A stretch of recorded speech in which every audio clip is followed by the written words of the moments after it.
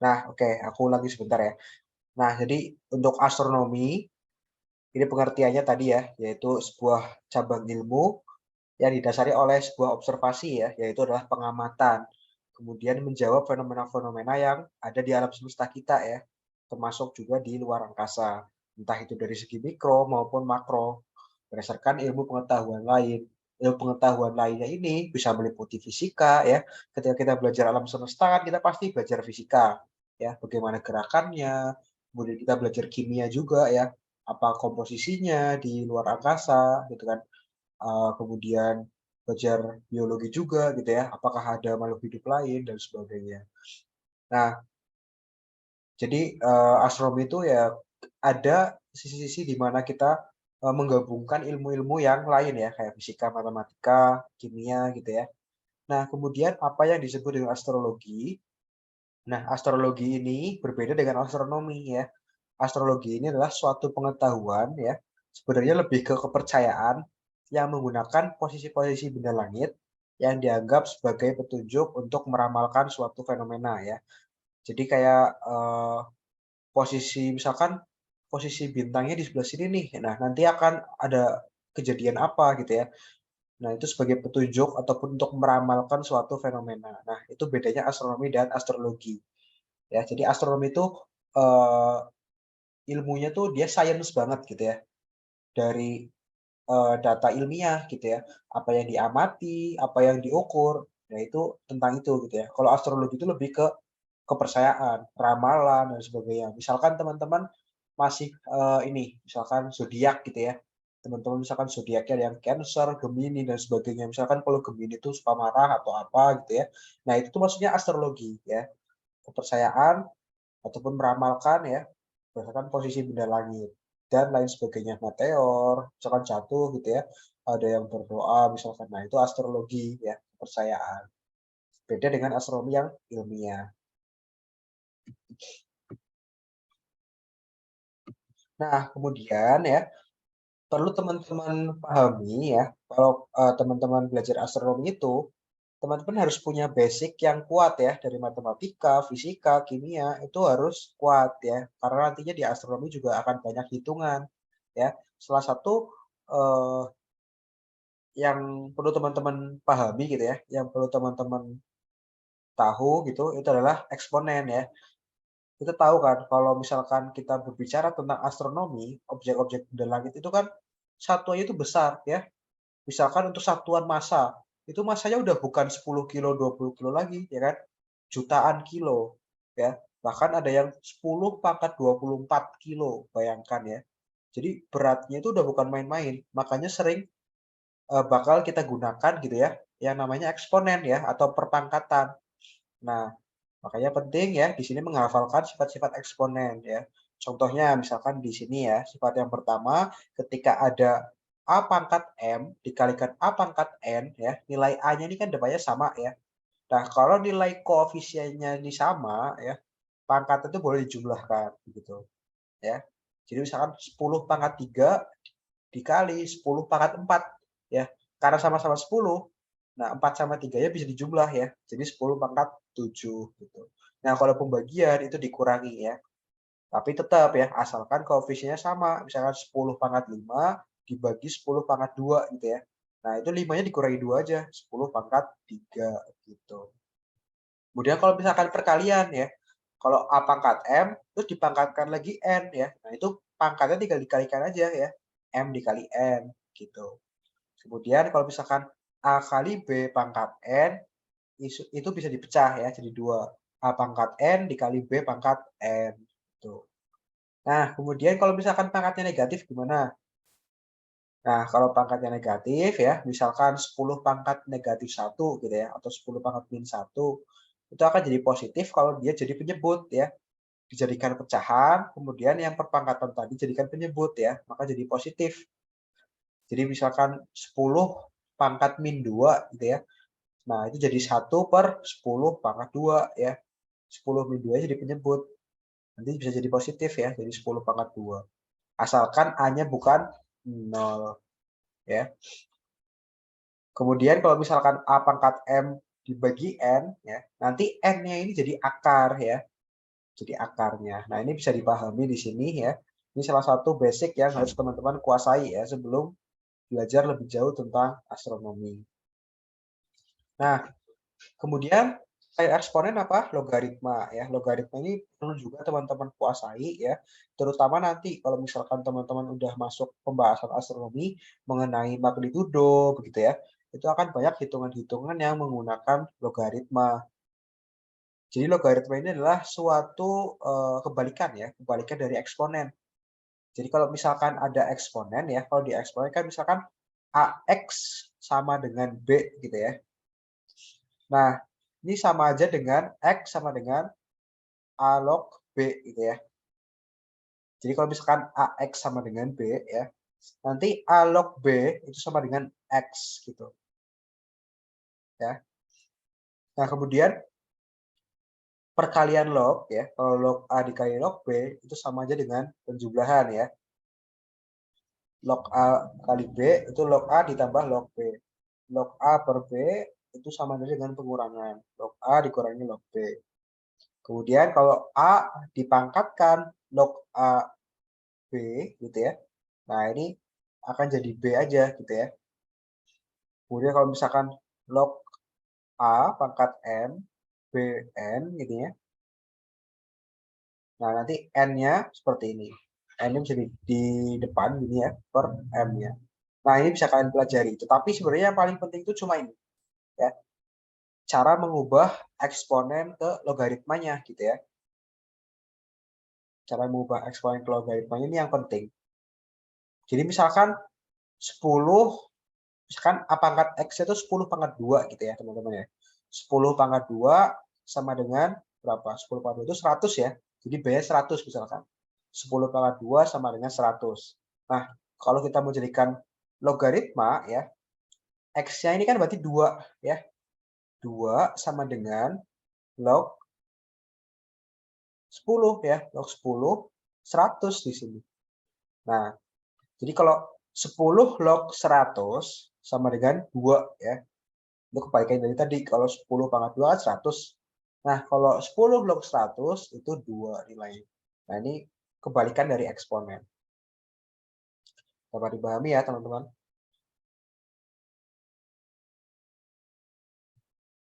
Nah, selanjutnya trigonometri. Nah, ini juga penting ya, teman-teman ya. Nanti akan banyak digunakan ketika teman-teman belajar tentang perhitungan jarak ya, jarak benda langit ataupun objek benda langit yang lain gitu ya. Misalkan jarak matahari bumi, kemudian planet ke bumi, bintang ke bumi dan sebagainya, itu biasanya menggunakan prinsip trigonometri ya. Nah, untuk teman-teman yang belum belajar trigonometri, ini simpelnya seperti ini. Nilai sinus atau sin ya, sin X ya. X ini adalah sudutnya gitu ya. Nah, di sini X itu di sini sudutnya. Nah, nilai sinus X atau sin X itu sama dengan B per C ya. Depannya dibagi dengan sisi miringnya gitu ya. Nah, jadi kan ini trigonometri itu biasanya digambarkan pada segitiga siku-siku ya. Nah, misalkan ada sudut di sini, nilai sin sudut ini itu depannya dibagi miring ya atau demi gitu ya. Sin demi sinus X sama dengan B per C. Depannya kan B ya. Kemudian miringnya C. Nah, ingatnya itu B per C ya atau demi gitu ya, depan miring. Karena nanti nggak selalu bakal B per C gini. Maksudnya B-nya bisa berubah ya. Misalkan X-nya di sini di atas. Ya, misalkan X-nya jadi di sini. Oke lah, kita tulis Y ya, biar nggak bingung. Nah, misalkan sudutnya Y. Nah, kalau ditanyakan nilai sinus Y ya, nah itu bukan B per C lagi ya. Intinya kan sinus itu bagian depannya ya, sisi depan dibagi sisi yang miring ya. Jadi kalau nilai sin X itu B per C, nilai sin Y itu A per C gitu ya. Nah, kalau kosinus itu sampingnya ya. Kalau X ya, kosinusnya itu kan A per C ya, karena sampingnya kan A, miringnya C ya. Kalau kosinus itu samping per miring, sami. Nah, kalau cos Y, sampingnya B ya, B per C. Nah, kemudian kalau tangan gimana? Nah, kalau tangan itu sebenarnya desa, teman-teman. Ya, depan per samping. Jadi kalau X itu B per A ya, depannya kan B, sampingnya A gitu ya. Kalau tangan Y sama aja ya. Depannya A, sorry, desa ya. Y, desa, jadi depan per samping gitu ya. Nah, ini contohnya karena ini di X, jadinya jadi B per A gitu ya. Nah, sebenarnya tangan X ini selain menggunakan desa ya, depan per samping, atau B per A, bisa juga menggunakan sin X per cos X. Coba aja teman-teman hitung ya. Misalkan sin X itu kan B per C. Dibagi cos X. Cos X itu kan A per C. Ya. Nah, C-nya kan belum dicoret nih. Ya enggak? Nah, jadinya apa? B per A ya, sama. Makanya tan X itu bisa dinyatakan sebagai sin X per cos X di sini. Nah, kemudian hubungan yang lain ya, ketika nilai sin X dikuadratkan, ditambahkan cos X dikuadratkan, sama dengan nilainya pasti 1. Ya, asalkan sudutnya sama. Ya, sudut ininya sama. Nah, misalkan nilai sin X ini dikuadratkan, cos X ini ya dikuadratkan, terus dijumlah, nah itu pasti 1. Selama sudutnya sama posisinya. Nah, itu beberapa perhitungan dalam trigonometri. Nah, ini ada aturan-aturan trigonometri yang lain ya, gram sinus, cosinus. Nah, ini bisa teman-teman baca sendiri. Ini biasanya kalau ini digunakan pada tata koordinat bola langit, teman-teman ya, untuk menghitung misalkan koordinatnya gitu ya, ascensio recta dan sebagainya. Nah, kemudian selain matematika, ya, ilmu lain yang harus teman-teman kuasai itu adalah fisika ya. Nah, beberapa ilmu fisika yang sering digunakan itu adalah hukum Newton. Ya, mulai dari hukum Newton yang gravitasi ataupun tentang pergerakan ya. Untuk yang pergerakan sendiri ini adalah hukum 1 Newton atau biasanya teman-teman kenal sebagai hukum kelembaban ya, teman-teman. Di mana hukum 1 Newton ini menyatakan bahwa resultan gaya ya yang bekerja pada benda itu akan sama dengan 0 ya. Jadi nilai F-nya, nilai resultan gayanya itu akan 0 ya. Jadi kalau misalkan ada benda yang diam, selama resultan gayanya 0 ya, maka dia akan tetap diam gitu ya. Artinya apa? Misalkan gini, ada lemari ya. Selama kita nggak kasih gaya ke lemarinya, misalkan kita nggak dorong, nggak tarik gitu ya. Nah, lemari akan diem ya di situ ya selamanya. Ya nggak? Karena resultan gayanya 0. Kecuali kita dorong. Nah, itu ada gayanya ya. Gaya dorong dari kita kan masuk tuh. Mendorong si lemarinya. Nah, akhirnya dia bergerak. Nah, artinya untuk menggerakkan suatu benda, itu butuh gaya. Kalau gayanya ataupun resultan gayanya 0, bendanya akan tetap diam.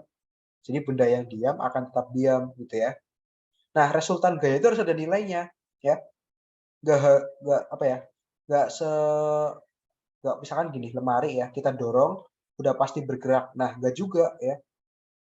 Harus resultan gayanya tidak sama dengan 0. Maksudnya gini, misalkan kita dorong lemari dengan gaya 10 Newton. Ya. Sementara keramik di bawah lemarinya, itu dia punya gaya gesek 10 Newton juga ya. Kira-kira lemarinya bisa bergerak nggak? Enggak ya. Resultan gayanya 0 masih ya. Sama-sama menghilangkan. Kalian dorong ke sana gitu ya. Gaya geseknya berlawanan ya. Ya tetap diam gitu ya. Akhirnya butuh tenaga tambahan gitu ya untuk mendorong. Nah, artinya apa? Akan bergerak ketika resultan gayanya bukan 0 ya. Misalkan kalian berdua nih sama teman kalian ya. Kalian dorong ke kanan misalkan teman kalian dorong ke kiri. Nah, kalian kasih gaya yang sama. Nah, pasti lemarinya akan diam ya. Karena resultan gayanya 0, gayanya sama. Kecuali kalau didorong dari satu sisi saja gitu ya. Nah, itu baru akan bergerak gitu. Karena ada resultan gayanya yang nilainya bukan 0 ya. Artinya apa? Dari hukum 1 Newton ini kita tahu bahwa benda yang awalnya diam akan tetap diam ya. Kalau misalkan nggak ada gaya yang bekerja, resultan gayanya misalkan 0 gitu ya. Nah, itu akan tetap diam. Nah, sementara itu benda yang awalnya bergerak dengan kecepatan tetap ya atau GLB, gerak lurus peraturan ya, akan tetap bergerak. Nah, kenapa gitu? Nah, ini kita dicontohkan di, misalkan di kehidupan sehari-hari ya, misalkan kita nendang bola. Bola kan awalnya diam, kita tendang, artinya kan kita memberikan gaya ya, yang resultan gayanya pasti bukan nol, bolanya akan terbang ya, karena kita tendang, lama-kelamaan bolanya akan berhenti ya. Kenapa bisa berhenti? Karena ada gaya gesek ya, entah itu gesek dengan udara ataupun gesek dengan tanah ya. Jadi dia akan berhenti karena ada resultan gaya yang bukan nol ya. Tetapi misalkan kita, ganti nendang bolanya itu di ruang hampa ya, misalkan di luar angkasa, kita tendang bola, bolanya kan akan, melaju ya, melaju dengan kencang. Nah, kira-kira bolanya akan berhenti nggak? Enggak ya. Kenapa nggak berhenti? Ya karena nggak ada gaya gesek. Kalau di bumi ya, ini kan bukan ruang hampa ya, ada udara ya. Udara kan kalian tahu nih, ada oksigen, nitrogen gitu kan. Kemudian tanah, ya itu kan akan bergesekan tuh dengan bolanya. Jadi lama-kelamaan bolanya akan berhenti. Tapi kalau di ruang hampa, bola yang tadi kita tendang itu akan terus bergerak ya. Nggak akan ada hentinya sampai kapanpun, sampai ada gaya yang stop gitu ya. Kalau nggak ada gaya yang stop, dia akan bergerak selamanya. Nah, itu prinsip hukum 1 Newton ya, atau hukum kelembaban. Jadi benda yang awalnya diam akan tetap diam ya, apabila resultan gayanya nol ya. Nah, benda yang awalnya bergerak akan tetap bergerak gitu ya, kecuali ada gaya yang stop gitu. Nah, prinsip ini sering digunakan untuk menerbangkan pesawat-pesawat luar angkasa ya. Jadi makanya kalau misalkan ada orang, kok bisa sih ada kapal luar angkasa nggak habis bahan bakarnya gitu. Nah, ini pakai prinsip ini gitu ya. Bahan bakarnya hanya untuk pelontar ke luar angkasanya. Kalau udah masuk ke ruang hampa, terus dia udah bergerak ya, ya dia akan bergerak terus ya, nggak akan berhenti sampai kapanpun. Karena ruang hampa ya, kecuali dia tertarik oleh gravitasi planet lain. Baru dia akan tertarik gitu ya, dan mungkin nanti nabrak permukaan planetnya, terus nanti berhenti. Mungkin bisa jadi seperti itu. Tapi selama dia di ruang hampa tersebut, dia akan tetap bergerak sampai kapanpun, gitu. Ya, ini seperti yang ini apa percobaan menerbangkan Voyager ya. Kalau teman-teman pernah belajar, itu ada wahana antariksa namanya Voyager ya. Nah, Voyager itu udah diterbangkan dari bumi dari tahun 70-an, udah lama ya. Jadi dia bergerak terus sampai sekarang ya, karena prinsip ini, hukum 1 Newton. Nah, sampai dia tuh udah jauh, udah kalau nggak salah ya, udah nyampe Pluto atau mana gitu. Nanti dicek lagi kalau teman-teman pengen tahu. Nah, itu udah diterbangkan dan itu udah jauh dari bumi. Nah, itu di Voyager itu, di wahana itu tuh isinya tuh ada ini, lagu ataupun musik dari bumi gitu. Nah, berharapnya misalkan nanti ketemu planet lain gitu ya, nanti bisa ada orang yang dengar suara dari bumi gitu. Sound of Earth atau apa itu tulisannya. Nah, itu ya hukum 1 Newton. Nah, kalau hukum 2 Newton ini, nah ini kita bahas ketika resultan gayanya bukan nol ya. Kalau tadi kan nol. Ketika resultan gayanya nol ya, benda yang diam akan tetap diam, benda yang awalnya bergerak akan tetap bergerak dengan kecepatan yang tetap ya. Tapi kalau misalkan resultan gayanya bukan nol ya, misalkan kayak tadi ya kita dorong lemari, pasti kan ada gayanya ya. Apalagi kalau gaya yang kita dorongkan atau kita berikan ke lemari lebih besar dari gaya geseknya ya, pasti lemarinya akan bergerak. Nah, ketika resultan gayanya bukan nol ini, maka bendanya akan bergerak ya, dan akan memiliki percepatan yang nilainya ya, percepatan itu lambangnya A ya, sama dengan sigma F per M. Jadi nilai resultan gaya yang diberikannya dibagi dengan si massa bendanya. Nah, itu adalah nilai percepatannya. Misalkan lemarinya beratnya 2 kilo ya. Kita berikan gaya 10 Newton ya. Ya udah percepatannya berarti 10 ya, resultan gayanya kan 10 Newton dibagi 2 kilo. 10 dibagi 2, 5 ya. Berarti percepatan lemarinya ketika kita dorong 5 meter per second kuadrat ya. Kalau percepatan itu ada kuadratnya, meter per second kuadrat. Kalau kecepatan meter per second aja gitu ya. Nah, yang arahnya sama dengan resultan gayanya ya. Jadi kalau misalkan kita dorong lemarinya ke timur gitu misalkan ya, atau ke kanan misalkan, ya dia akan bergerak ke kanan juga ya atau ke timur juga sama dengan resultan gaya yang kita berikan gitu ya. Gak mungkin kita dorong lemari ke kanan, dia geraknya ke kiri. Ya. Jadi dia searah dengan arah gayanya yang diberikan. Itu hukum kedua Newton. Ini biasanya bisa untuk menghitung percepatan suatu benda ya, bisa juga untuk menghitung gayanya ya. Misalkan ada motor. Motor misalkan percepatannya 5 meter per second kuadrat gitu ya. Beratnya 30 kilo gitu ya. Nah, itu bisa dihitung gayanya, resultan gayanya ya. Tapi beda rumusnya ya. Kalau A itu rumusnya percepatan ini ya, rumusnya adalah sigma F ya atau resultan gaya per massa ya per M. Kalau misalkan mau menghitung resultan gaya, itu M-nya dipindah ruaskan ya. Artinya rumusnya jadi sigma F sama dengan A dikali M ya atau M dikali A, massa dikali percepatan. Itu untuk hukum kedua Newton.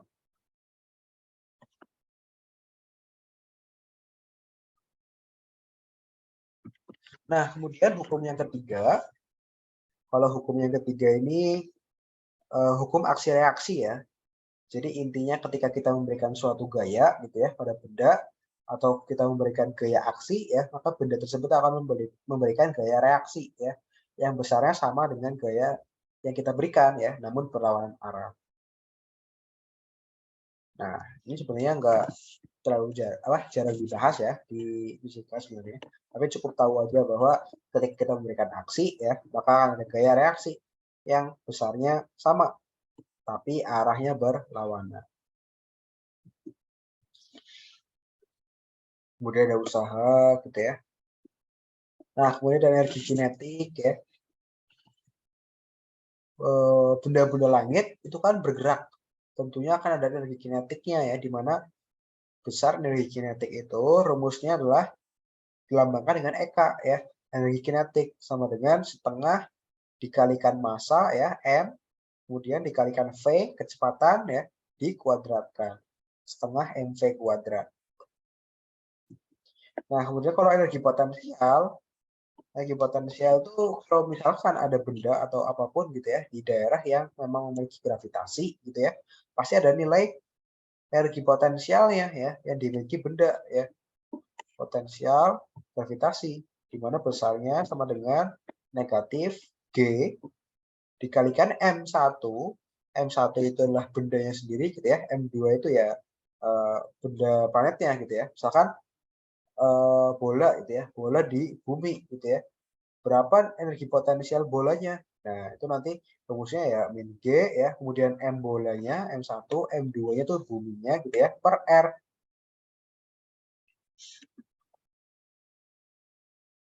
Nah, R ini adalah jaraknya gitu ya.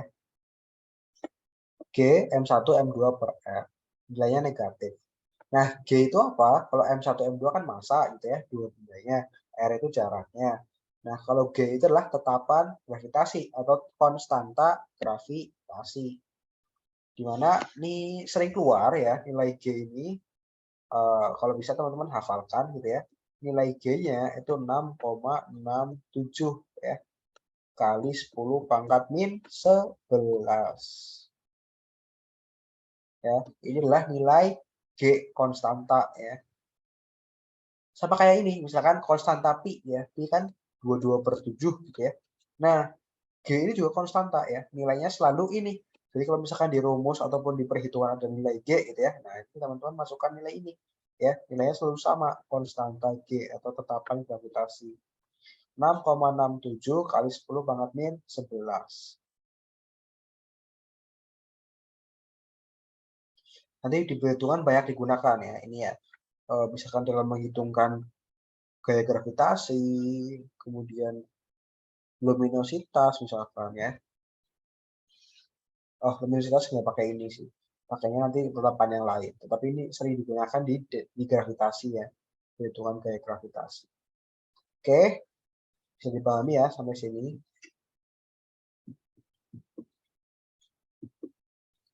Nah, kemudian ada beberapa perhitungan-perhitungan dasar di astronomi ya.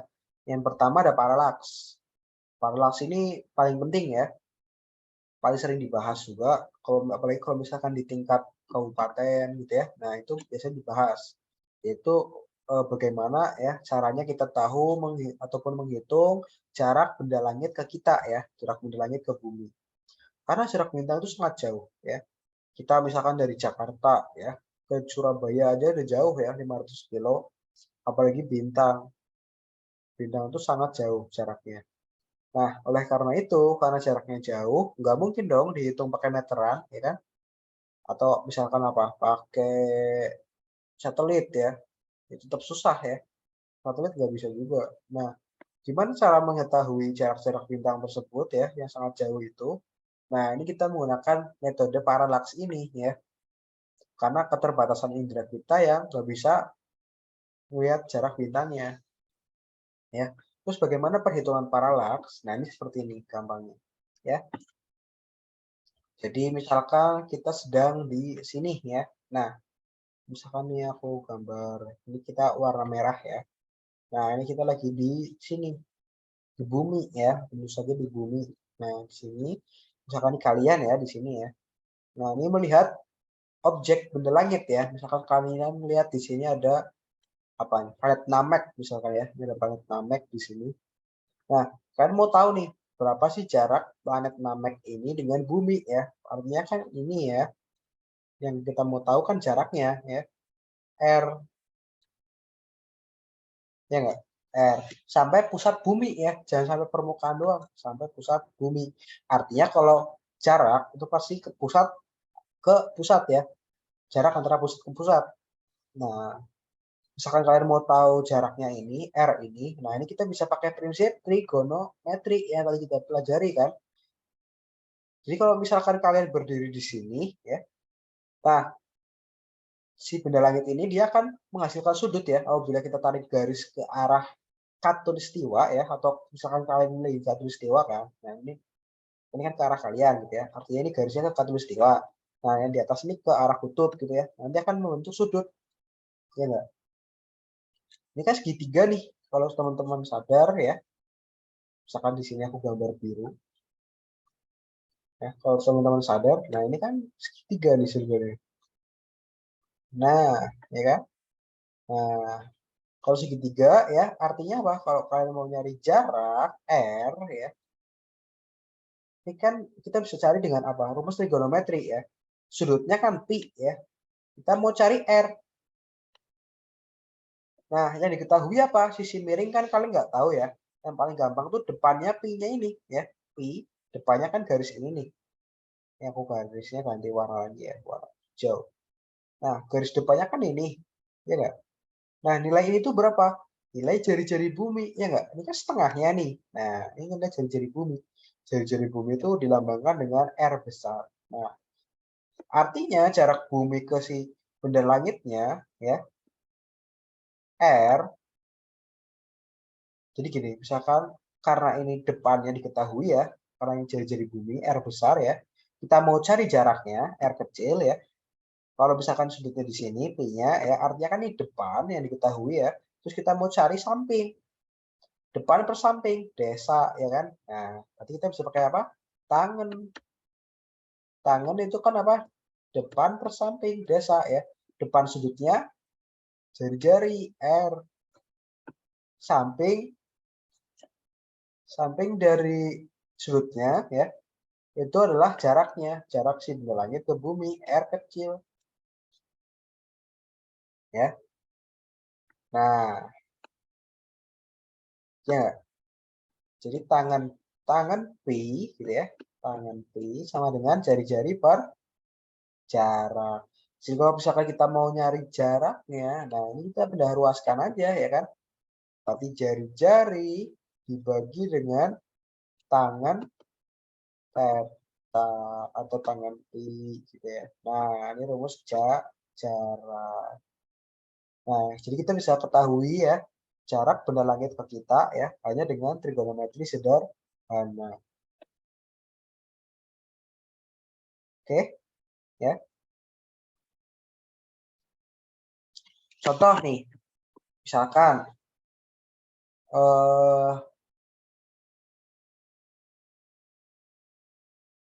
jari-jarinya misalkan 5.000 ya. Nah, sudut paralaksnya misalkan 30 derajat gitu ya.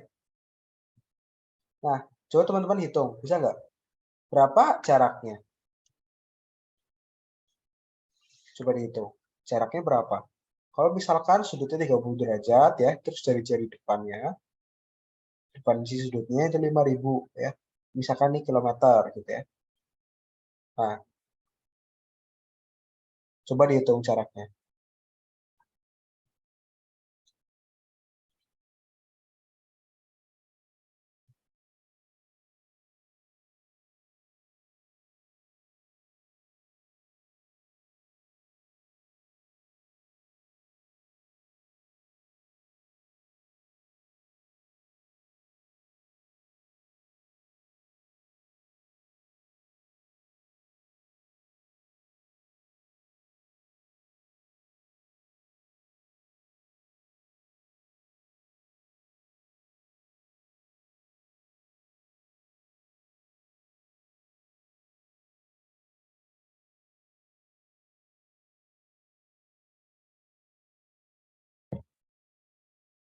Kalau ada yang udah tahu jawabannya boleh kasih tahu ya.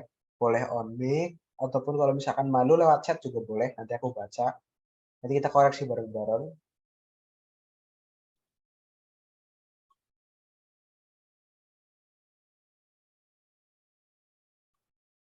Santai aja ya. Salah juga nggak apa-apa. Ini kan latihan awal ya. Nanti kita bahas bareng-bareng. Ada yang tahu jawabannya?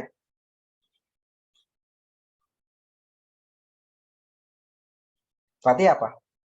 Kita nyari R ya. R sama dengan jari-jarinya ya kan? Jari-jarinya R besar 5.000 ya. Iya nggak? 5.000 kilometer per tangan tangan tangan pi. Pi-nya berapa? 30 derajat ya. Tangan 30 derajat ya. Tangan 30 derajat berapa?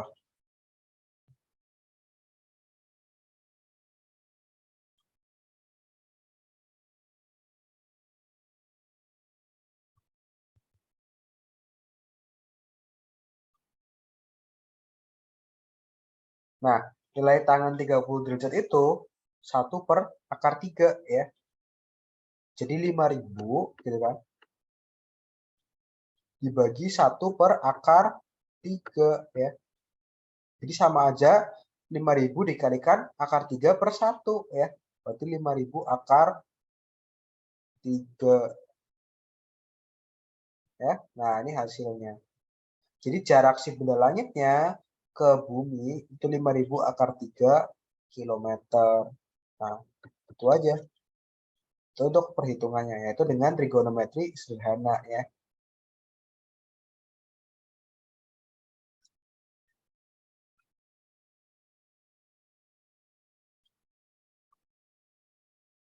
Oke, dapat dipahami sampai sini?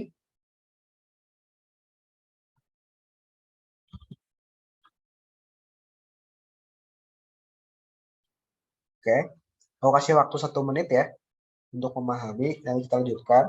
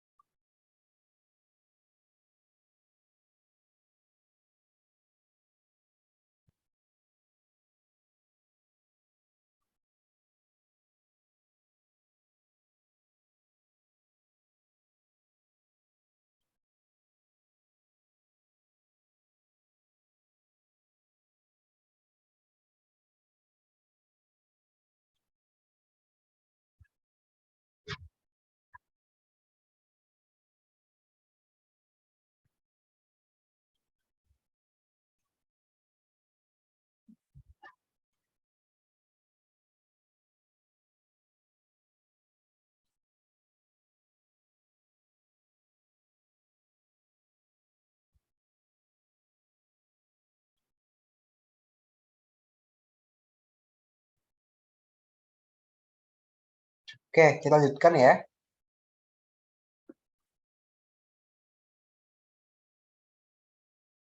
Nah, ini paralaks ya. Jadi kita bisa mengetahui jarak suatu bintang, benda langit ya, atau apapun itu terhadap bumi kita ya. Jadi kita melihat sudutnya gitu ya.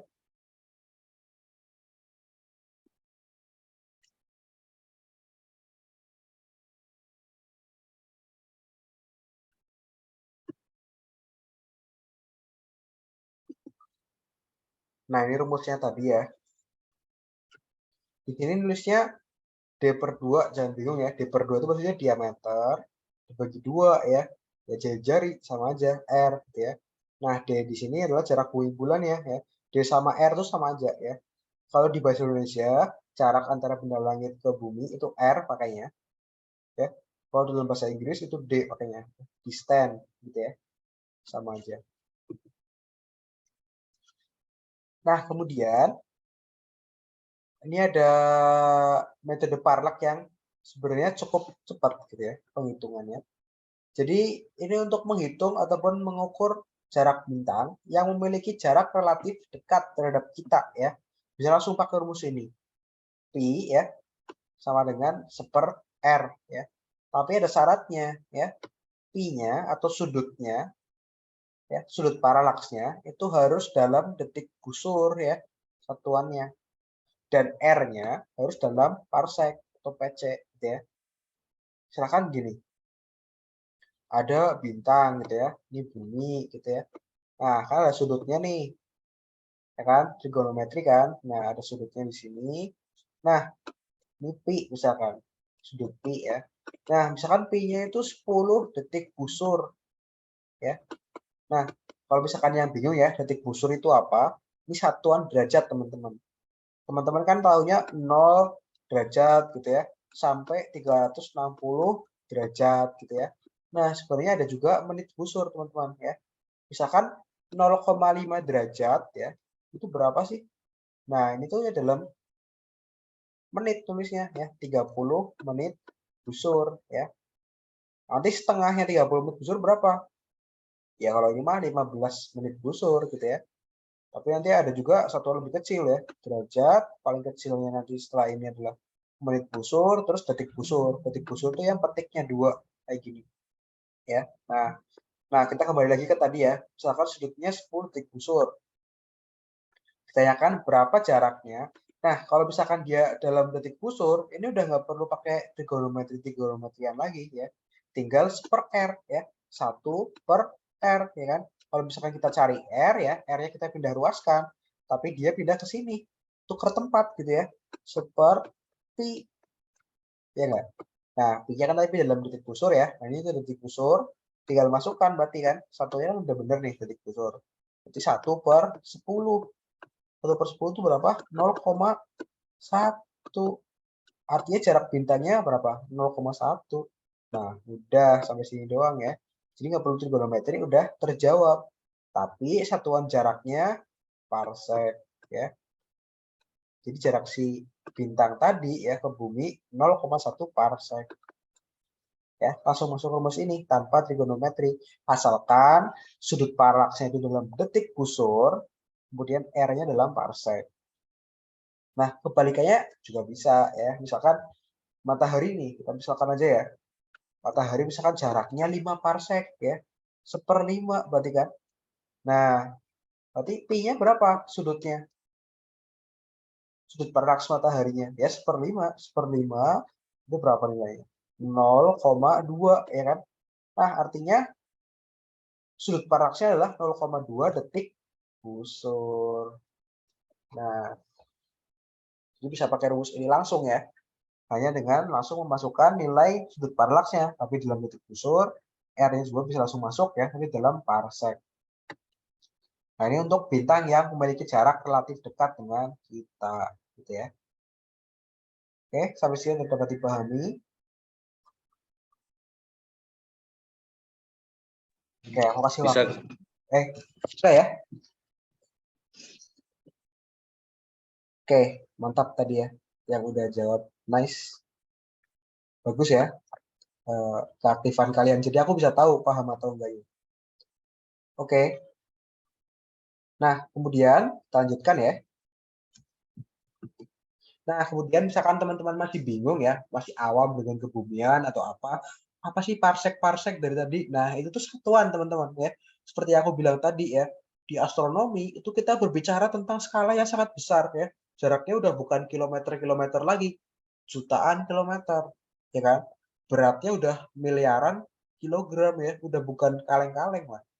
Makanya diciptakan satuan-satuan baru ya, supaya ya jangan kebanyakan. Masa misalkan kita dalam penulisan gitu ya, 17 triliun 18 miliar itu jaraknya kan susah ya. Makanya kita pakai satuan-satuan astronomi. Salah satunya apa? Ya ini ada AU ya. AU itu yang paling umum ya. Ini kepanjangannya astronomical unit ya, atau satuan astronomi. Satu AU atau satu SA gitu ya, satuan astronomi gitu ya, itu sama dengan jarak bumi ke matahari ya, dijadikan satuan ya. Artinya kalau ada suatu bintang jaraknya 2 kali dari bumi ke matahari ya, ya 2 SA gitu ya. Nah, 1 SA-nya berapa atau 1 AU-nya berapa? Nilai pastinya kalau misalkan di perhitungan ya, kita kan pakai tetap ya, kalau dalam perhitungan pakainya meter, kilometer gitu ya. Tapi kalau dalam penyebutan kan terlalu banyak angkanya ya, itu pakai satuan AU ya.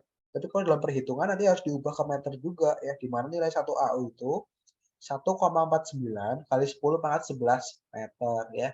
Ini nilai jarak bumi matahari teman-teman. 1,49 kali 10 pangkat 11 meter. Alias berapa? 149 juta kilometer ya. Jarak bumi ke matahari. 149 juta kilometer. Nah, itu kalau ditulis semua ya ribet ya teman-teman ya. 149,0000000 kan ribet ya teman-teman. Jadi penulisannya bisa pakai orde kayak gini ya. Kali 10 pangkat 11 gitu ya. Ini orde. Bisa juga pakai satuan lain kayak AU ini. Kan 1 AU itu udah cukup. Kemudian satuan lain ada light year ya. Light year tuh tahun cahaya dalam bahasa Indonesia-nya. Ya, 1 tahun cahaya. Nah, kalau teman-teman yang suka on the spot gitu ya, atau sering lihat informasi-informasi astronomi ya di YouTube atau apa gitu ya, pasti kan ada tuh ya kayak jarak galaksi Bima Sakti dengan Andromeda berapa tahun cahaya gitu kan. Nah, itu satuan teman-teman ya. 1 tahun cahayanya light year itu kalau ke meter itu 9,46 kali 10 pangkat 15 meter teman-teman. Ya. Nah, itu kalau ditulis semua nolnya 15 ya, banyak. Nah, ribet. Jadi disebut saja 1 tahun cahaya gitu. Nah, nilai 9,46 kali 10 pangkat 15 ini dari mana? Kalau AU kan dari jarak bumi matahari. Nah, kalau 9,46 kali 10 pangkat 15 ini nilai ataupun jarak yang ditempuh cahaya dalam waktu 1 tahun. Makanya namanya 1 tahun cahaya. Jadi ibaratnya gini, kalau kita pakai senter gitu ya. Nah, senter itu kan kalau misalkan kita ke tembok, kita pencet gitu ya, 1 detik, itu udah sampai temboknya, ya enggak? Karena kecepatan cahaya itu sangat cepat teman-teman ya. Objek paling cepat di alam semesta kan cahaya ya, 300.000 kilometer per second. Ya, itu dalam 1 detik, dia itu udah 300.000 kecepatannya. Nah, ini tinggal kalau kelihatan atau enggak kan tergantung ke apa ya, keterangan cahayanya gitu kan. Tapi kecepatannya pasti segitu. Makanya kalau misalkan ke tembok doang gitu ya, kalau pencet ya udah pasti langsung muncul di tembok gitu ya, karena sangat cepat. Nah, kecepatannya itu udah cepat itu ya, misalkan dalam 1 tahun gitu ya, itu kan dia masih bergerak tuh. Nah, jarak yang ditempuh si cahayanya dalam 1 tahun itu sepanjang ini teman-teman, 9,46 kali 10 pangkat 15. Nah, ini dijadikan satuan 1 tahun cahaya gitu. Paham sampai sini? Paham nggak? Oke. Nah, selanjutnya, nah ini parsec ya. Parsec yang tadi, yang di perhitungannya tadi ya. 1 parsec itu nilainya 3,086 kali 10 pangkat 16 meter ya. Ini lebih besar dari light year ya. Nah, kalau parsec ini intinya satuan gitu ya. Dia angka ininya dapat segininya ini lebih ribet ya. Intinya dapat segini gitu aja. Ini 1 parsec. Nah, kemudian 1 parsec itu sama dengan 206.265 AU ya atau SA. Nah, nilai 1 AU yang tadi udah banyak banget ya. 1,49 kali 10 pangkat 11 itu kalau di 1 parsek gak ada apa-apanya ya, karena 1 parsek itu sama dengan 206.265 AU ya. Jadi parsek ini lebih besar lagi satuannya ya. Parsek ini yang paling besar antara AU, light year sama parsek. Biasanya untuk menghitung jarak-jarak black hole gitu ya, pusat galaksi itu kayaknya parsek. Nah, kalau misalkan konversi dari parsek ke light year itu 3,26. Nah, ini konversi-konversi satuannya. Jadi jangan bingung teman-teman ya. Jadi kalau misalkan ke kilometer gimana? Nah, kalau kilometer ya, nolnya tinggal dikurangin 3 gitu ya. Dikurangi 3, berarti 10 pangkat 12 ya. Nah, itu kilometernya. Ini 10 pangkat dikurangi 3 juga ya, 13 gitu. Nah, itu per kilometer. Oke, lanjutkan ya. Nah, selanjutnya ya, yang perlu teman-teman pahami itu tentang elips ya. Kenapa teman-teman harus paham tentang elips ya? Nah, kita tahu sendiri ya, objek benda langit itu kalau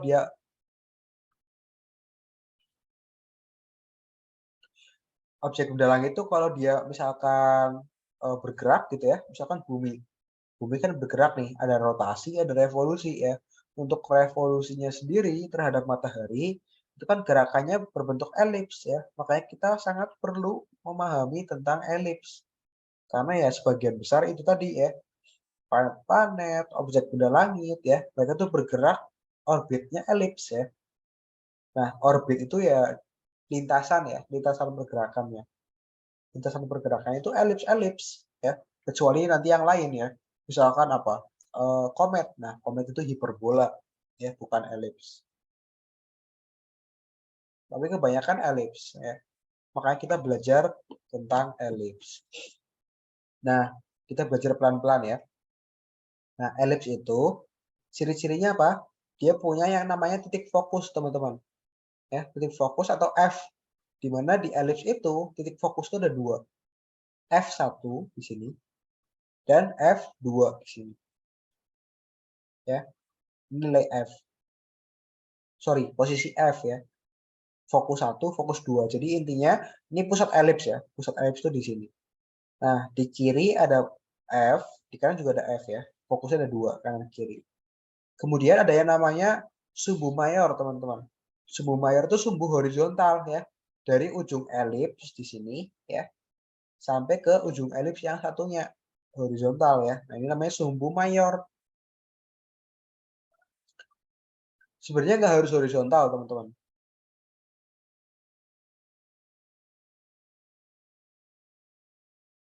Sorry.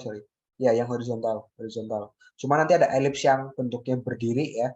Itu tetap horizontal yang mayor, yang minornya yang berdiri ya. Tetap. Cuma nanti berarti minornya yang lebih besar. Nah, sumbu mayor nih yang horizontal. Kemudian kalau dibagi 2 ya, artinya apa? Dari pusat elips ke ujung gitu ya. Kan dibagi 2 nih sumbu mayornya. Kalau sumbu mayor dibagi 2, nanti namanya sumbu semi mayor ya.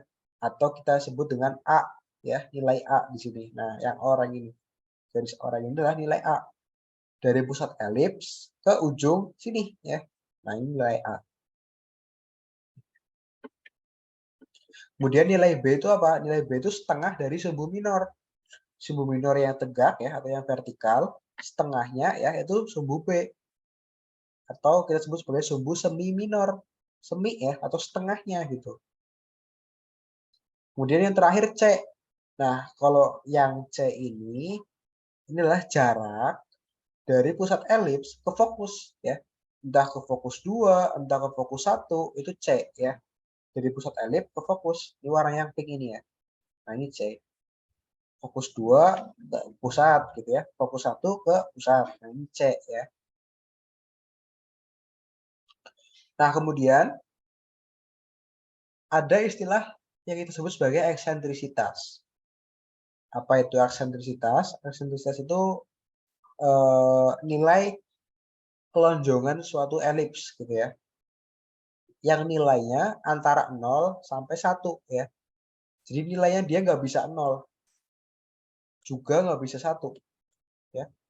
Dia harus di antaranya. Harus lebih besar dari 0, kurang dari 1 ya. Berarti pasti apa? Desimal ya kan? Nilai E itu pasti desimal, entah itu 0,1, 0,5, 0,9 ya. Nah, karena dia harus lebih besar dari 0 tapi kurang dari 1. Itu nilai eksentrisitas.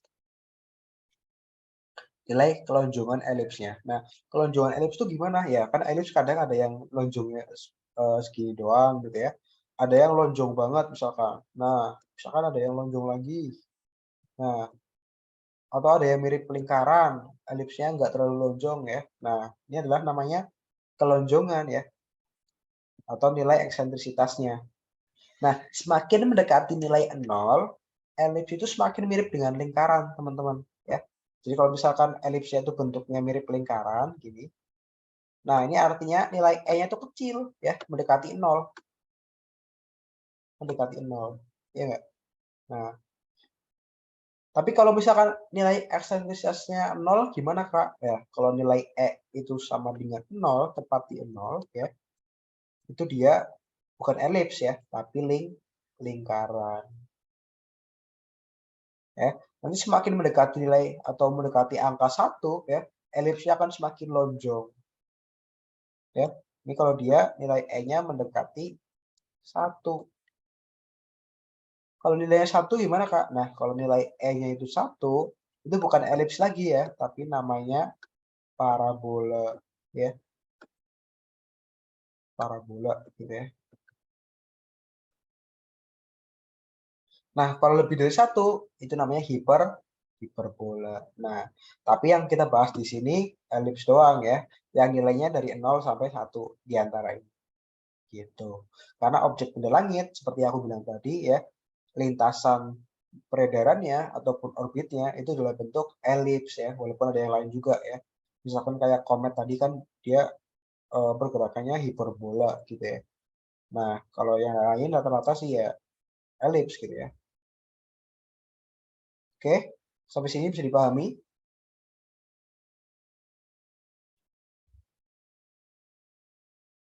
Oke, kalau Bisa bisa, kan? oke, kalau bisa kita lanjutkan ya. Nah, kemudian ya,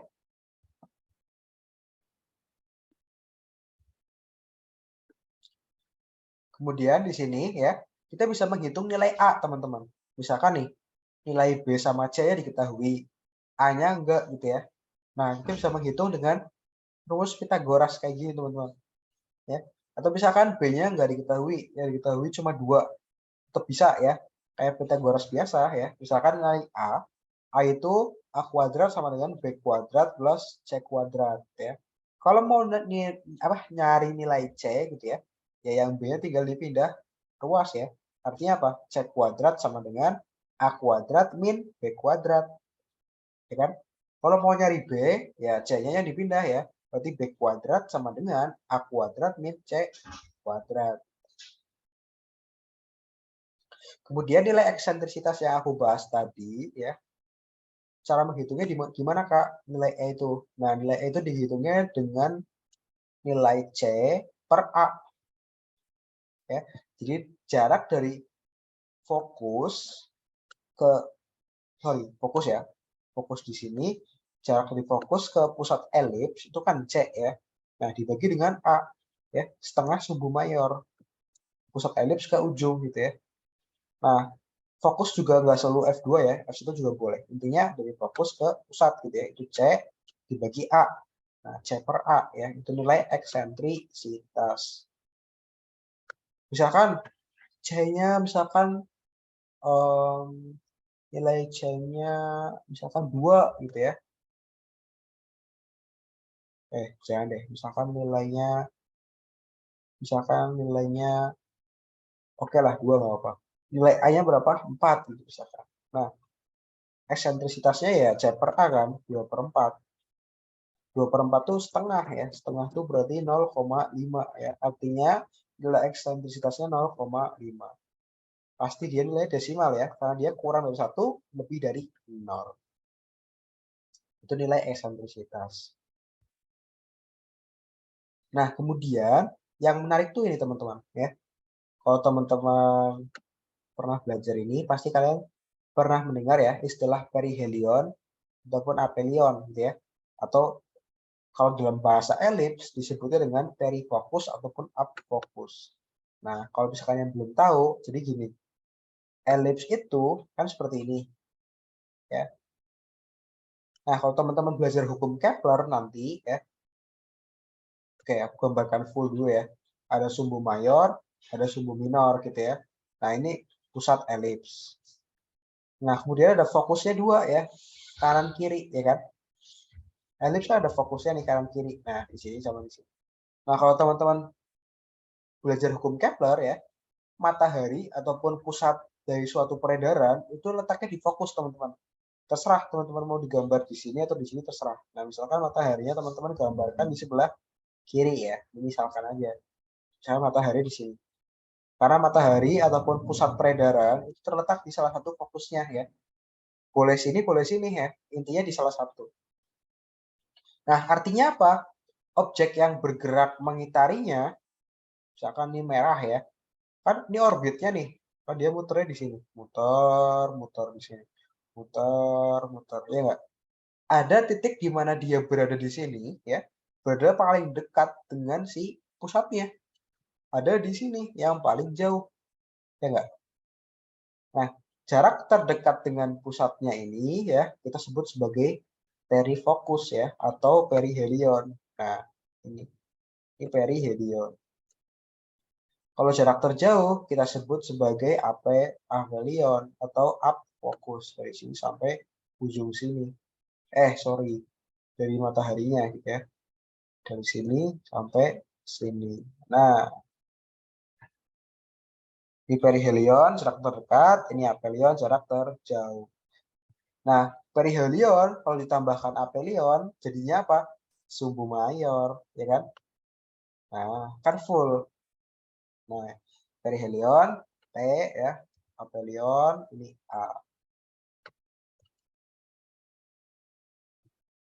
Nah, itu ya teman-teman ya. Nah, kemudian artinya apa? Ada jarak perihelion ya, jarak terdekat. Kita kasih contoh aja bumi deh. Bumi itu ada jarak terdekatnya pasti, ya nggak? Karena kan bumi mengitari matahari dalam bentuk elips ya. Intinya berarti kan mataharinya berada di salah satu titik fokusnya di sini gitu ya. Maka ada titik di mana bumi paling dekat dengan matahari, ada bumi yang paling jauh dengan matahari, sama ya. Ada perifokus, ada apfokus. Pasti jaraknya berbeda dong. Iya ya.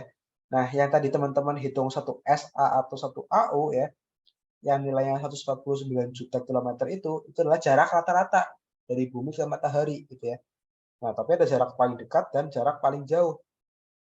Jarak paling dekatnya itu bisa kita hitung dengan rumus trigonometri yang kayak gini nih. Nih, misalkan aku gambar lagi di sini ya, biar bisa dipahami lagi. Nah, misalkan ini ada elips gitu ya. Ini sumbu mayor gitu kan. Nah, ini ada matahari di sini kan salah satu fokusnya. Oke, nah ini ada pusat elips di sini. Nah, misalkan ini buminya lagi di jarak terdekat di sini ya. Nah, ini mataharinya. Nah, kalau teman-teman ingat ya, setengah sumbu mayor ya, yang warna kuning ya dari sini sampai sini, ya enggak? Setengah sumbu mayor itu kan nilai A ya. Nah, sementara kalau dari titik fokus ke apa ini pusat elips ya, itu kan C, ya enggak? Kalau kita belajar tadi dasar yang ABC gitu ya. Nah, A itu kan setengah mayor, C itu fokus ke pusat, ya enggak? Berarti jarak perihelion itu sama aja dengan A dikurangi C, ya enggak teman-teman? Dari sini ke sini kan A ya. Nah, ini ke sini kan C ya. Berarti A dikurangi C, inilah jarak perihelionnya. Paham sampai sini?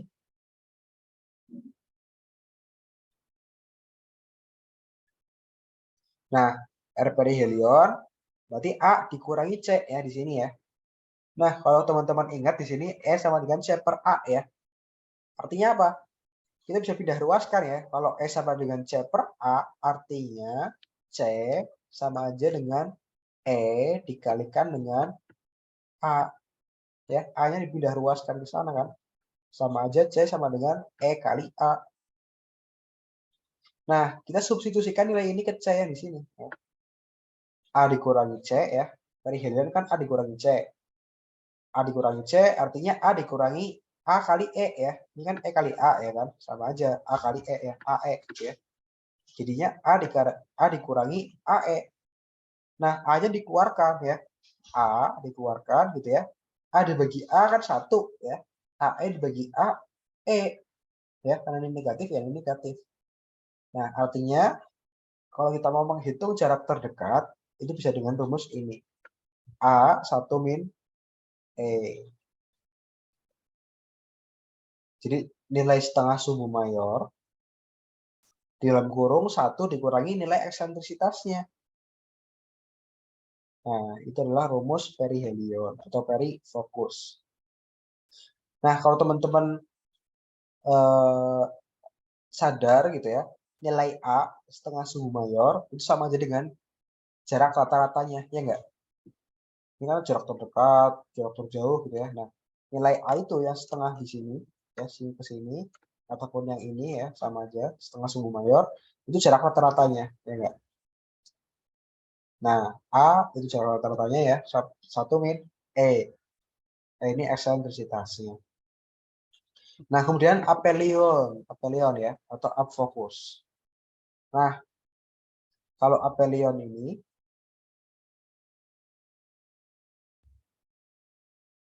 nah kalau apelion ini kan, oke, jarak terjauh ya. Misalkan aku gambar di sini warna ungu.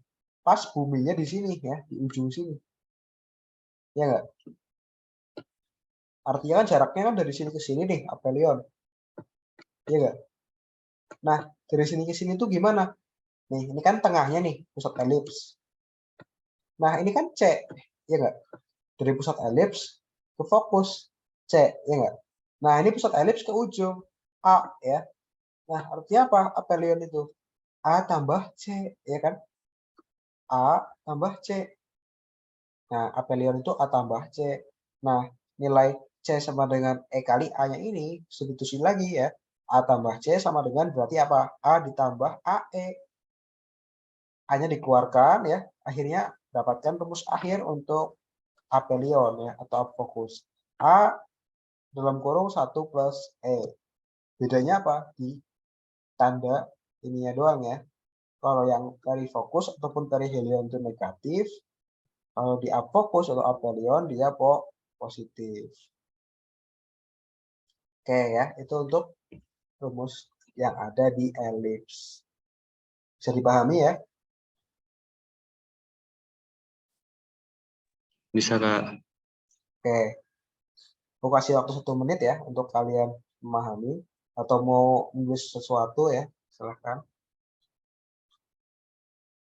Sebelum kita lanjutkan lagi.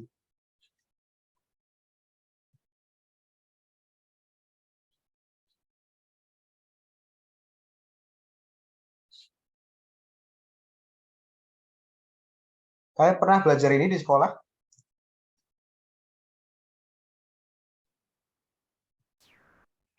Belum. Oke, mungkin beda ya, Belum. kurikulumnya mungkin berbeda. Kalau dulu pas aku SMA itu ada materinya di matematika peminatan. Kalau sekarang mungkin udah berbeda ya. Kalau dapat sih lumayan ya buat menguatkan konsep kalian. Walaupun nggak ada ya berarti kalian belajar mandiri.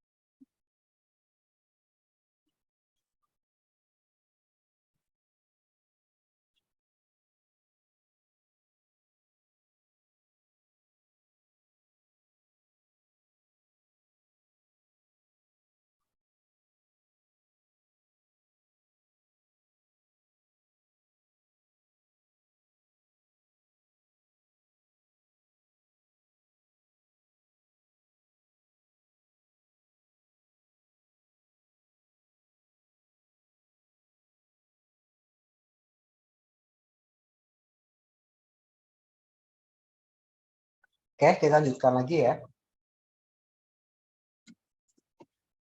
Oh, selesai ternyata. Oke, kita lanjutkan ke materi selanjutnya. Sebentar ya.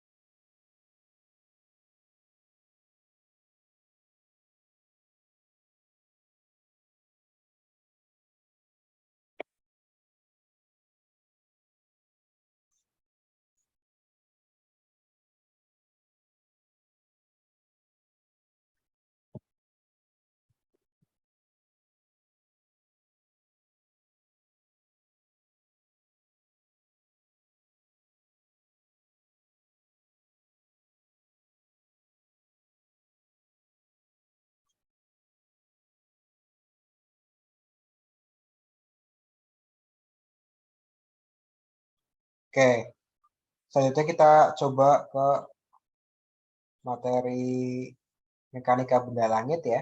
Ini lumayan sering keluar kalau misalkan di soal tingkat kabupaten ya. Nah, ini ada beberapa rumus-rumus penting tentang mekanika benda langit. Jadi ketika kita belajar tentang mekanika benda langit ya, itu berarti kita belajar tentang pergerakan yang ada di langit gitu ya. Ya pergerakan planetnya dan sebagainya gitu ya. Nah, yang pertama itu ada rumus gravitasi Newton ya atau hukum gravitasi. Jadi ketika ada dua benda ya yang punya massa masing-masing m1 dan m2, kemudian punya jarak ya kedua bendanya, misalkan jaraknya d ya. Nah, kalau dalam bahasa Inggris itu mesti d ya atau distance. Nah, maka besar gaya gravitasinya antara dua benda tersebut itu sama dengan dilambangkan dengan F ya, sama dengan G M1 dikalikan M2 per R kuadrat. F ini adalah nilai hukum gravitasi yang mau dihitung kan, nilai gaya gravitasinya. Satuannya Newton gitu ya. Nah, kemudian nilai G ini tetapan gravitasi ya, yang tadi yang 6,67 kali 10 14 11 ya. Nah, ini tetapan gravitasi. Kemudian M1 ya, M1 itu massa benda 1 gitu ya. Kemudian M2 itu massa benda kedua gitu ya. Kan ini dua benda berdekatan gitu ya, ada gravitasi. Nah, R itu jarak kedua bendanya ya. R atau D itu sama jarak keduanya ya. Ini rumusnya. G M1 M2 per R kuadrat. Jadi misalkan berapa sih gaya gravitasi yang disebabkan oleh matahari terhadap bumi gitu ya. Bumi kan tertarik sama matahari tuh ya kan. Makanya dia mengorbit matahari, mengelilingi matahari kan. Yang namanya revolusi. Nah, pasti kan berarti ada gaya gravitasi ya, gaya tarik dari si mataharinya supaya si bumi tertarik. Nah, besarnya berapa? Bisa dihitung sebenarnya ya kan. Dengan tetapan gravitasi ya, kemudian massa mataharinya berapa, massa buminya berapa per jarak keduanya ya. Jaraknya berapa? 1 AU kan. Nah, berarti berapa? 149 juta kilometer gitu ya. Dikuadratkan. Nah, nanti bisa ketemu gaya gravitasi yang disebabkan oleh si matahari terhadap bumi gitu. Ini hukum yang pertama. Nah, kalau hukum yang kedua ya, bukan hukum sih, tapi lebih ke pengembangan gitu ya, untuk menghitung percepatan gravitasi. Nah, kalau teman-teman yang dari IPA gitu ya, atau pernah belajar fisika atau ya IPA gitu ya, pasti sering menggunakan percepatan gravitasi bumi 9,8, ya nggak? 9,8 meter per second kuadrat gitu kan, percepatan gravitasi bumi. Nah, nilai 9,8 itu dari mana? Dari sini, ya, ini rumusnya. Percepatan gravitasi ya di suatu planet itu bisa dihitung dengan rumus ini, Gm per d kuadrat ya, atau r kuadrat. Nah, ini sama aja. Tetapan gravitasi ya, G itu kan yang tadi ya, yang 6,67 kali 10⁻11. Nah, itu harus dihafalkan kalau bisa ya, karena bakal sering muncul. Nah, tetapan tadi dikalikan dengan si massa planetnya. Misalkan kita mau tahu percepatan gravitasi di bumi gitu kan. Nah, M-nya ya massa buminya.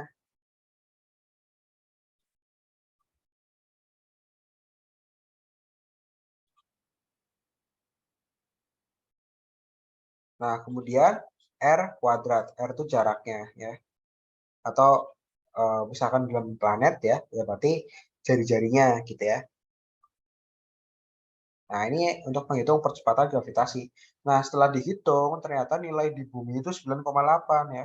Makanya sering digunakan pada perhitungan di sekolah-sekolah ya. Misalkan kalau kalian di kelas-kelas kan percepatan gravitasi bumi masih 9,8 ya. Ini hasil perhitungan dari sini. Walaupun sebenarnya nggak 9,8 semua teman-teman ya. Di wilayah kutub ya, bumi bagian kutub, itu dia kecepatannya 9,9. Percepatan, sorry ya. Percepatan gravitasi itu 9,9 meter per second kuadrat.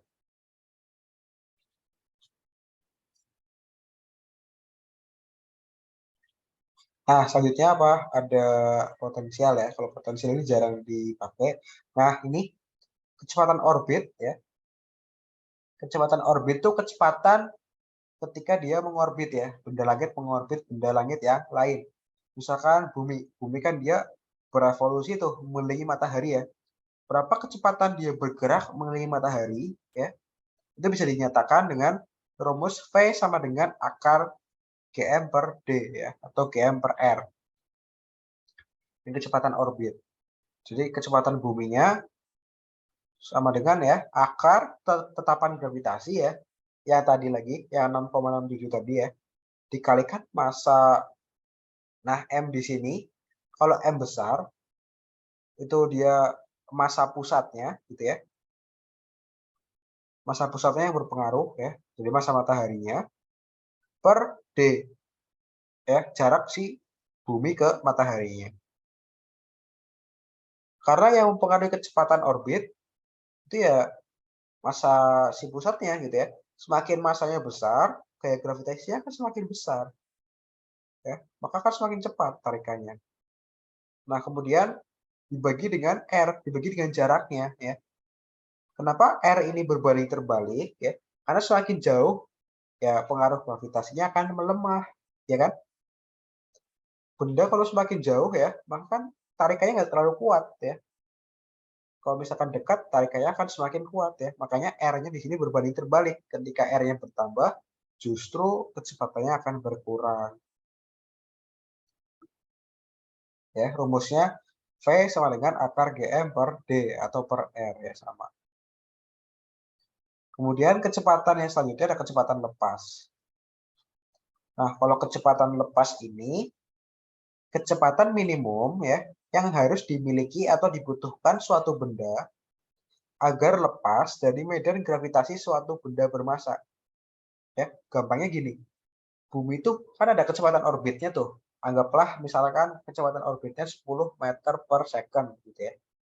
Nah, terus kecepatan berapa sih supaya bumi bisa lepas dari matahari? Nah, itu namanya kecepatan lepas. Ya, atau V escape, V lepas gitu ya. Misalkan, oh bumi itu kecepatan orbitnya 10 meter per second gitu ya. Nah, kemudian pas mau dihitung kecepatan lepasnya, dengan rumus ini ya, V escape itu rumusnya akar 2Gm per R. Ya. Bedanya dengan orbit tadi ya, itu ada angka 2-nya. Tapi plak mirip ya. V akar Gm per R, di sini V akar 2Gm per R ya. Ada 2-nya di sini. Bedanya itu doang. Nah, dari hitungan ini ya, 2G tetapan gravitasi gitu kan, M-nya massa matahari per jarak matahari buminya ya. Misalkan ketemu nilainya 15 meter per second ya. Nah, kecepatan orbitnya kan tadi 10 ya, misalkan ya. Nah, kecepatan lepasnya 15. Artinya, bumi harus butuh penambahan kecepatan 5 meter per second lagi ya, supaya dia lepas dari gravitasi matahari. Nah, itu kecepatan lepas, itu kecepatan minimum yang dibutuhkan agar suatu benda lepas dari suatu gravitasi planet ya, atau benda lain. Nah, jadi kalau misalkan kecepatan lepas bumi itu ternyata 15 meter per second gitu ya. Ini angkanya aku misal aja ya. Nah, misalkan 15 nih. Nah, kemudian buminya kecepatan orbitnya 16. Nah, dia bakal lepas. Karena kecepatan minimumnya 15 kan. Bakal lepas ya, bumi bakal layang-layang di luar angkasa ya, nggak bakal tertarik matahari lagi. Karena dia udah mencapai kecepatan minimum yang dibutuhkannya untuk lepas dari gravitasi matahari. Nah, itu konsep kecepatan lepas.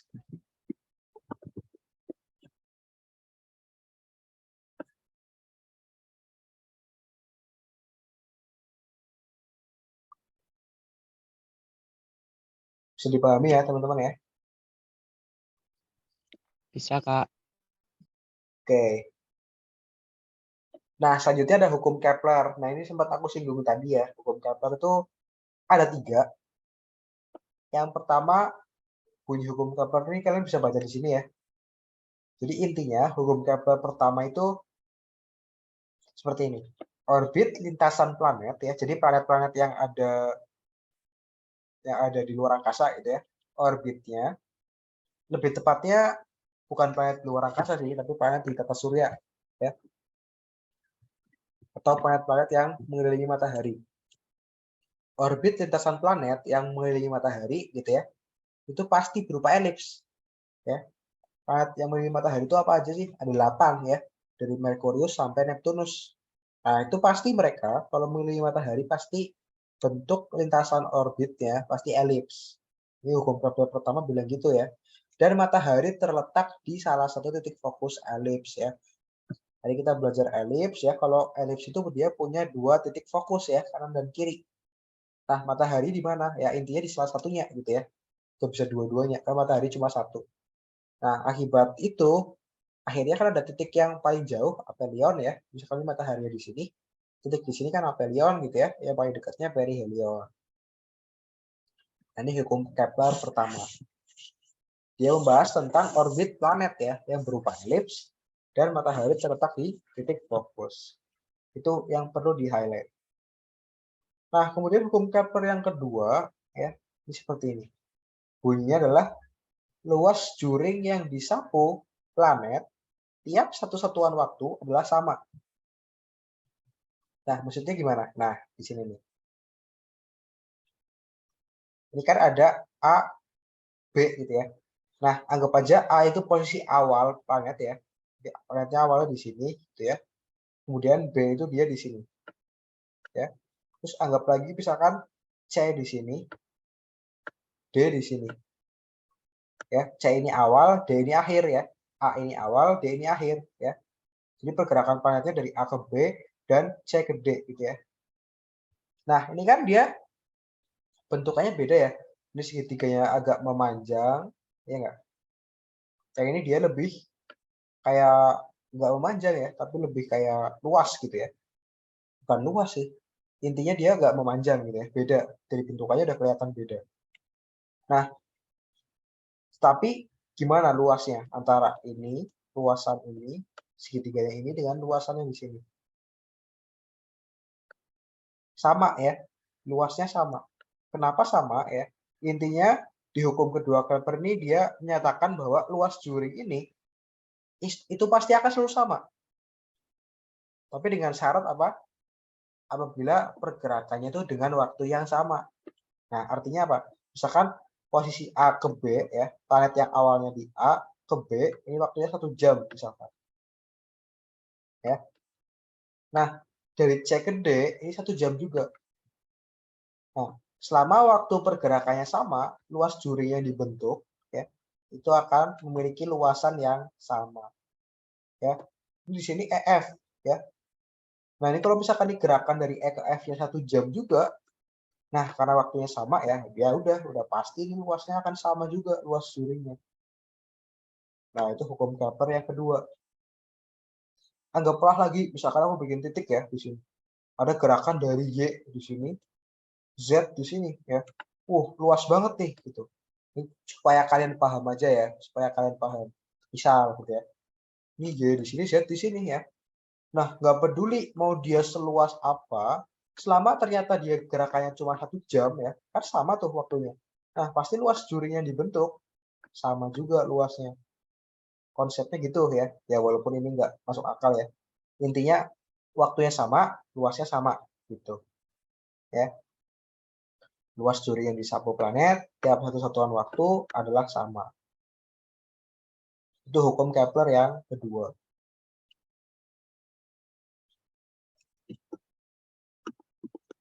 Kemudian hukum Kepler yang ketiga. Nah, hukum Kepler yang ketiga ini hukum yang sebenarnya paling sering dipakai ya dalam perhitungan maksudnya. Kayak misalkan perhitungan kalian mau tahu misalkan periode Jupiter tuh berapa sih gitu.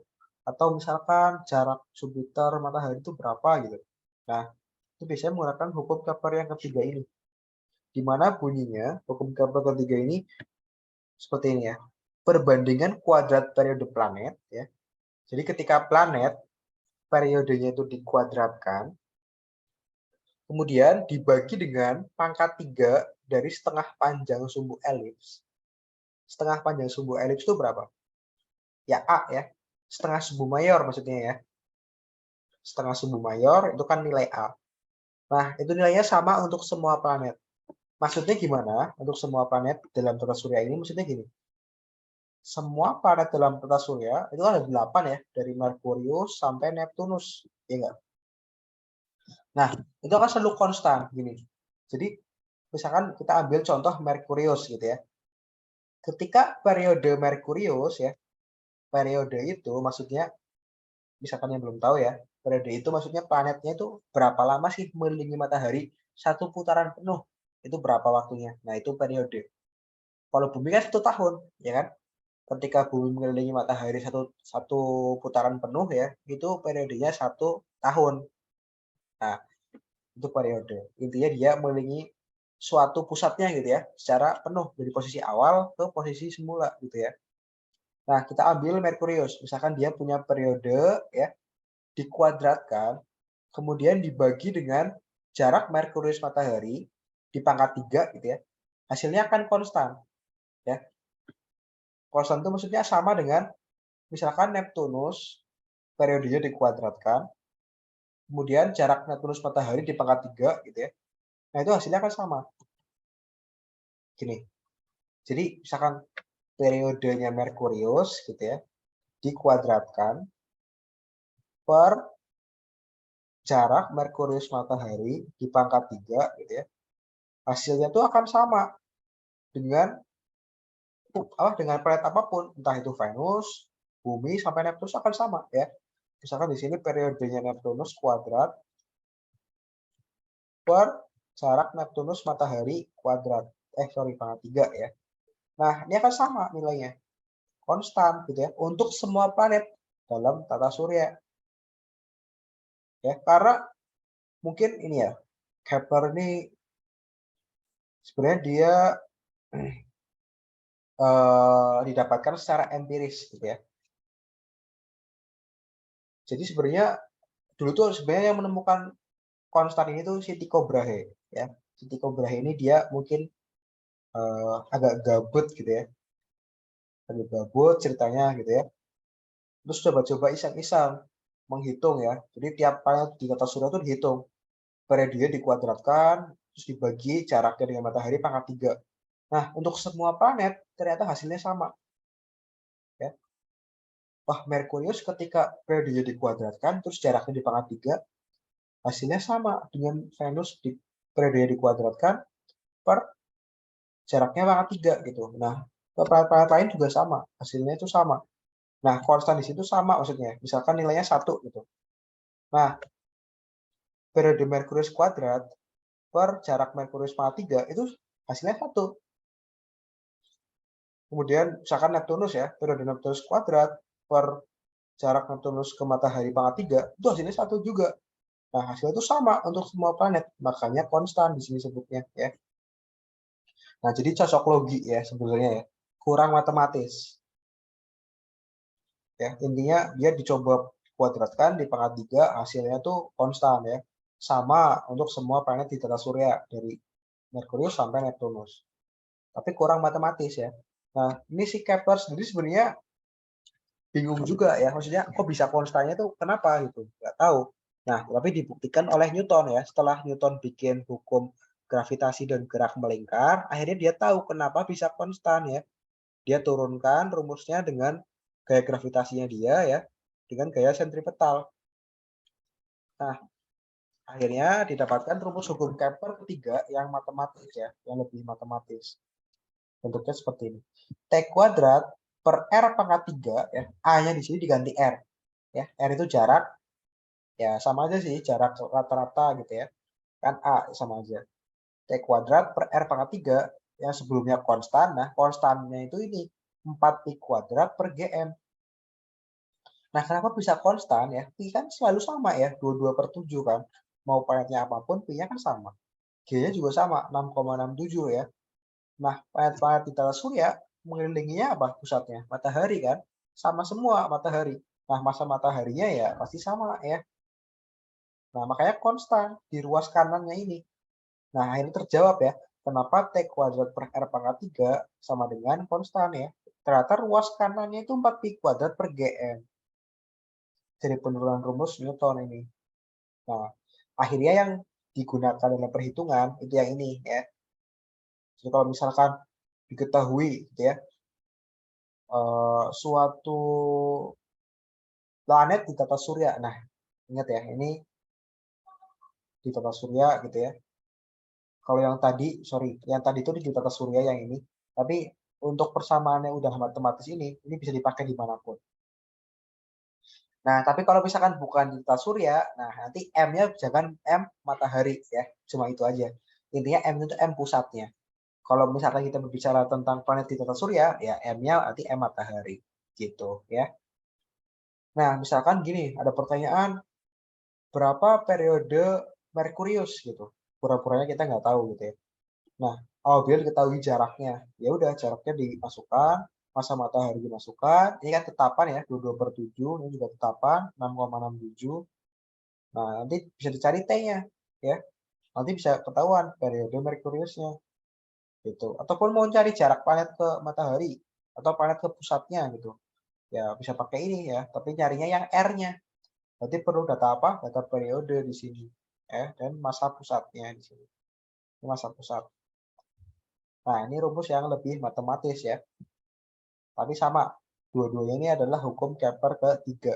Nah, untuk supaya nggak ribet gitu ya, teman-teman bisa pakai rumus ini. Kalau misalkan di soal itu adalah planet-planet di tata surya, atau ada kata-kata misalkan planet di tata surya gitu ya, atau planet X merupakan planet baru yang di tata surya, misalkan gitu-gitu, ada tata suryanya ya. Itu bisa langsung dibagi kayak gini aja biar cepat. T kuadrat per A pangkat 3 gitu ya. Jadi kalau misalkan bukan di tata surya, nah ini kita pakai rumus yang ini ya. Karena dia bukan di tata surya, nanti M-nya mengikuti ya di soalnya. M itu adalah masa pusatnya si planet yang di ini ya, si planet yang dibahas itu kan pasti dia mengitari suatu objek pusat. Nah, itu masa pusatnya dimasukkan sebagai M. Oke, sampai sini ada pertanyaan? Bisa dipahami?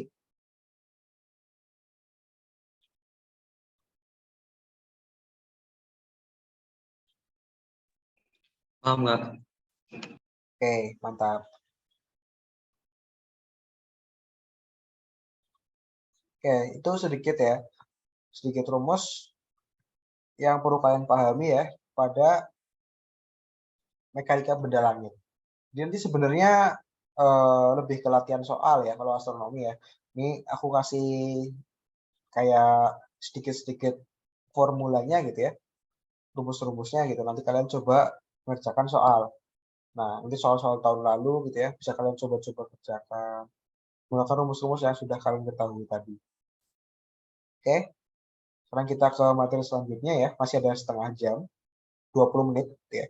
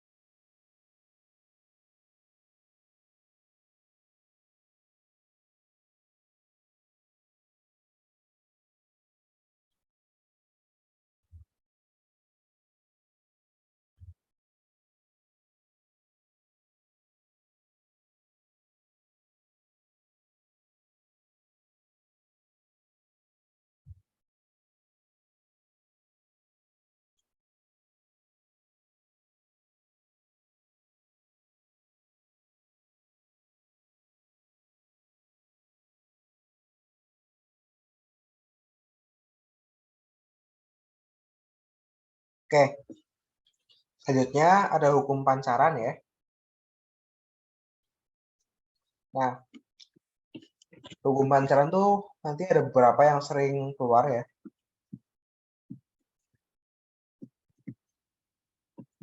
Langsung aja ke beberapa rumusnya ya. Jadi ini ada fungsi Planck sebenarnya. Nah, nanti fungsi Planck ini dia menurunkan ya beberapa rumus. Yang pertama ada hukum Wien sini ya. Hukum Wien itu untuk mengetahui panjang gelombang maksimum ya. Jadi misalkan gini, bintang itu kan dia menghasilkan cahaya ya. Ya intinya dia menghasilkan gelombang ya. Cahaya itu menghasilkan gelombang yang berupa gelombang elektromagnetik ya, di mana setiap panjang gelombangnya itu kan berbeda-beda ya gelombangnya namanya. Misalkan untuk gelombang yang pendek gitu ya, itu kan ada gamma ray gitu kan, ada X-ray, ada mikro gitu kan. Kemudian ada gelombang cahaya tampak gitu ya, yang Magico Hibernio gitu kan. Kemudian untuk gelombang panjangnya ada infrared, ultraviolet atau UV gitu kan. Nah, itu adalah gelombang-gelombang yang dihasilkan oleh bintang gitu ya. Ya, termasuk matahari gitu ya. Nah, kemudian berapa panjang gelombang maksimum ya yang dihasilkan oleh suatu bintang? Gimana cara menghitungnya? Ya, ini kita bisa menghitung menggunakan hukum Wien. Hukum Wien ini menyebutkan bahwa ya lambda maksimum yang dapat dipancarkan gitu ya oleh suatu bintang itu besarnya dapat dicari dari nilai ini 0,2898 dibagi dengan temperatur efektif dari si bintangnya. Temperatur efektif itu apa? Temperatur efektif itu temperatur permukaan bintang. Ya. Jadi misalkan bintang nih, kan suhunya beda-beda tuh tiap lapisan. Ya, apalagi di intinya. Wah, intinya pasti paling panas ya kan? Kan tempat reaksi fusinya gitu kan. Nah, tapi yang digunakan itu temperatur efektif ya, atau temperatur di permukaannya. Misalkan kita mau menghitung lambda maksimum dari matahari gitu ya. Ya udah 0,2898 per T. T dari matahari ya, temperatur efektifnya tapi. Nah, temperatur efektif ataupun temperatur permukaan matahari itu kalau nggak salah ya sekitar 5.600 atau 5.800 ya. Atau 6.000 kalau dibulatkan ya sekitar itu derajat Celcius. Nah, dalam rumus ini temperatur itu dalam Kelvin, lambda maksimum dalam sentimeter ya. Artinya kalau misalkan kita memasukkan T dalam Kelvin ya, eh, misalkan kita anggap temperatur efektif matahari ya atau permukaannya itu 6.000 misalkan, 6.000 derajat Celcius. Nah, kita ubah dulu ke Kelvin supaya memasukkan ke sini gitu ya. Nah, Celcius ke Kelvin itu kan ditambah 273. Jadi 6.273 ya, teman-teman. Nah, kemudian tinggal dimasukkan ke sini ya. Berarti 0,2898 dibagi 6.273. Nah, nanti nilainya itu adalah nilai lambda maksimum yang dapat dihasilkan oleh matahari. Tapi dalam sentimeter. Ya, ini kan sentimeter. Nah, itu hukum Wien. Jadi hukum Wien ini menyatakan bahwa makin tinggi temperaturnya, makin pendek panjang gelombangnya. Ya enggak? Karena ini berbanding terbalik kan? Ketika dia penyebutnya semakin tinggi nilainya, maka nilai lambda maksimumnya akan semakin kecil. Artinya apa? Ketika bintang temperatur efektifnya semakin besar, maka panjang gelombang yang dihasilkan ke arah panjang gelombang yang pendek ya. Kayak UV, bukan UV ya. Kayak microwave gitu ya. Gamma ray, X-ray. Nah, itu yang pendek-pendek. Tapi ketika suhunya semakin kecil ya, lambda maksimum semakin besar ya. Bisa ke arah gelombang radio bahkan ya. Gelombang radio, infrared, UV. Nah, itu kalau temperaturnya kecil. Nah, kemudian hal ini itu dapat digunakan untuk menerangkan gejala ya, bahwa bintang yang temperaturnya tinggi akan tampak berwarna biru. Jadi kalau teman-teman lihat teleskop gitu ya, misalkan lihat bintang nih teman-teman pakai teleskop ya, kadang kalau kalian ngezoom ya, pakai teleskop kan bisa ngezoom bintang. Kalau misalkan pakai mata telanjang, bintang ya kelihatannya sama aja ya, kuning, putih gitu ya. Tapi kalau misalkan kalian lihat pakai teleskop, itu ada yang biru, ada yang merah, teman-teman. Nah, bintang yang lebih panas itu warnanya akan tampak berwarna biru ya. Ungu, biru gitu ya. Itu akan lebih panas dibandingkan dengan bintang yang warnanya merah. Kenapa ya? Nah, di gelombang elektromagnetik ya, pada rentang tengah gitu ya, kan ada gelombang pendek ya dari UV, gamma ray gitu kan. Kemudian di tengah-tengah ada gelombang cahaya tampak gitu ya. Nah, di cahaya tampak ini itu kan Magico Hibinio tuh. Nah, gelombang biru, ungu gitu, itu tuh dia lebih pendek daripada merah, jingga, kuning. Ya, makanya kan pendek kan semakin tinggi temperatur, ya kan? Dari hukum Wien ini. Makanya ketika bintang warnanya biru atau ungu gitu ya, maka dia akan semakin panas dibandingkan dengan bintang yang warnanya merah, ya. Jadi bintang tuh temperaturnya nggak bergantung dari ukurannya, ya. Mau bintangnya ukurannya segede gaban, mau ukurannya sekecil apapun, ya. Intinya kalau dia warna biru, suhunya akan lebih panas dibandingkan yang warna merah. Sama kayak api kan. Api kan kalau warna biru dia panasnya lebih tinggi ya dibandingkan dengan api warna merah. Nah, kalau warna kuning gimana? Nah, kuning itu tengah-tengah gitu ya. Kayak matahari. Ya, lumayan lah gitu ya. Sosok lah gitu.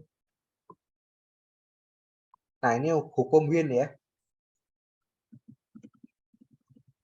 Nah, selanjutnya ada flux dan luminositas. Nah, flux dan luminositas ini gampangnya gini. Suatu bintang itu dia kan memancarkan suatu energi ya.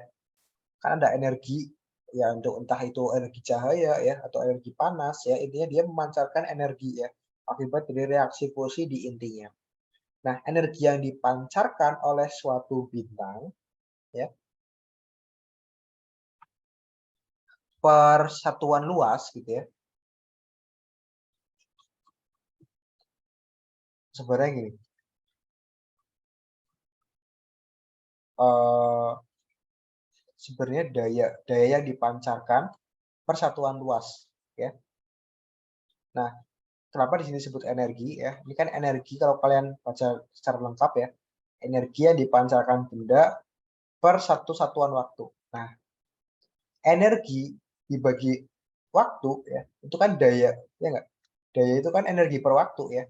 Nah, sama aja dengan daya per satuan luas, gitu ya.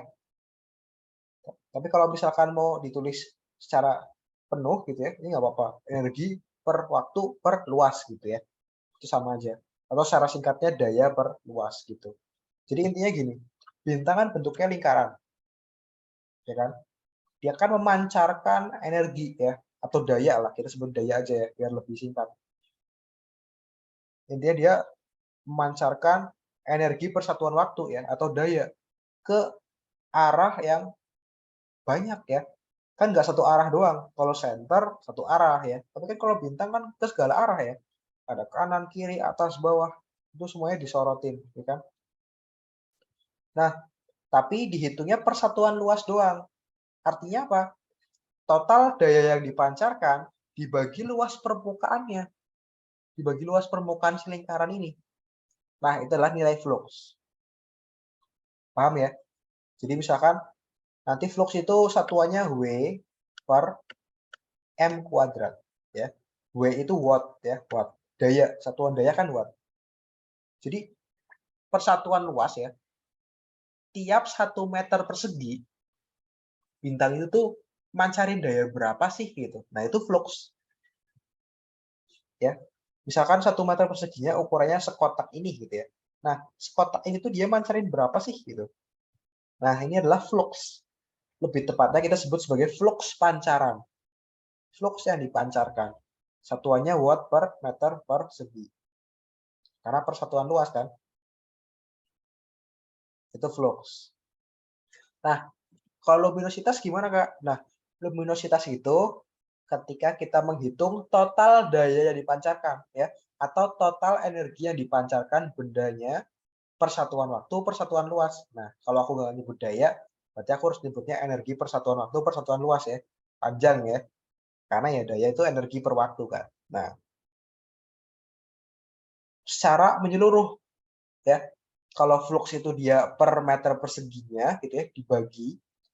Kalau luminositas itu totalnya. Jadi yang ke atas, bawah ya, pancaran yang ke atas, ke bawah, ke kiri, ke kanan, depan, belakang, itu dihitung semua. Artinya total dayanya gitu ya. Nah, makanya rumusnya gini. Kalau flux ya atau flux pancaran, rumusnya itu kan theta T pangkat 4 ya. Theta itu adalah konstanta Stefan Boltzmann ya.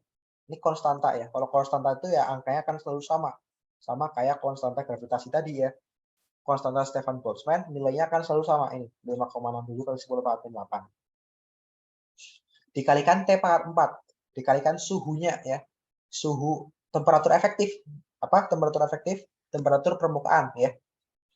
Nah, konstanta ini dikalikan temperatur permukaan bintangnya dipangkatin 4. Si temperaturnya doang ya. Temperatur doangnya itu dipangkatin 4. Tapi dalam Kelvin ya, dipangkatin 4 dikalikan tetapan ini. Nah, itu adalah nilai flux pancaran ya. Yang dipancarkan per meter perseginya.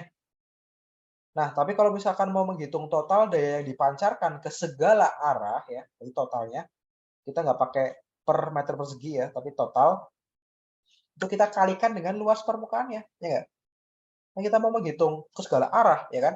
Jadi kita kalikan dengan luas permukaan bola. Karena bentuknya bintang kan bola, ya. Rumus bola apa? 4 pi r kuadrat ya, luas permukaannya. 4 pi r kuadrat dikalikan dengan fluxnya. Theta T pangkat 4 ya. Jadi rumus dari luminositas itu 4 pi r kuadrat theta T pangkat 4. Intinya ya luas permukaan bola dikalikan flux. Karena ke segala arah kan. Nah, kemudian satuannya apa luminositas? Watt. Ya. Kan total dayanya ya. Udah nggak per meter persegi lagi totalnya. Gitu. Jadi watt doang. Nah, itu luminositas. Sampai sini dapat dipahami?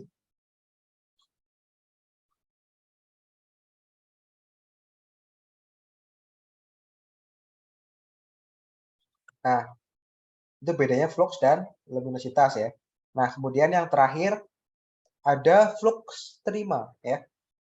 Kalau flux pancaran itu kan flux yang dipancarkan per meter persegi tuh. Ya kan? Sorry, daya yang dipancarkan per meter persegi gitu kan. Itu namanya flux pancaran. Besarnya dilambangkan dengan F ya. Theta T pangkat 4. Nah, kalau flux terima itu dilambangkan dengan E ya. Beda dengan flux pancaran. Kalau flux terima itu flux yang diterima dari suatu bintang ya. Jadi kalau flux pancaran kan kita lihatnya dari mataharinya ya. Matahari itu memancarkan berapa sih per meter persegi gitu ya.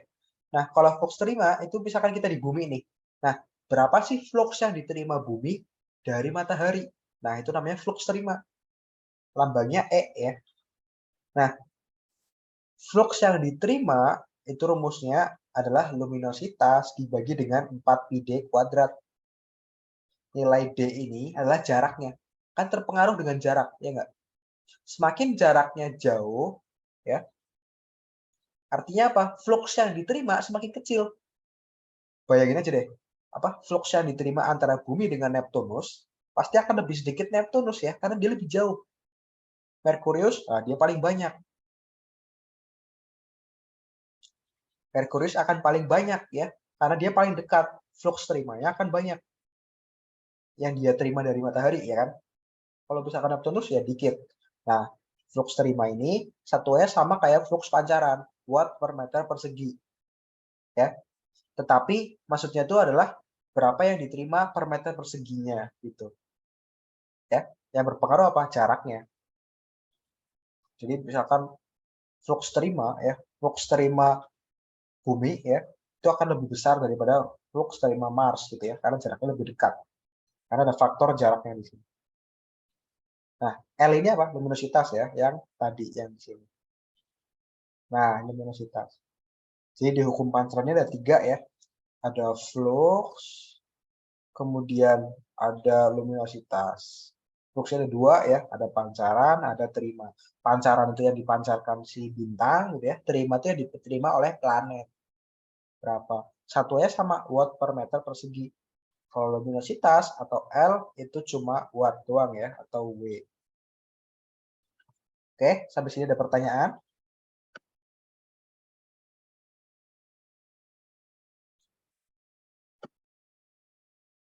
Dapat dipahami?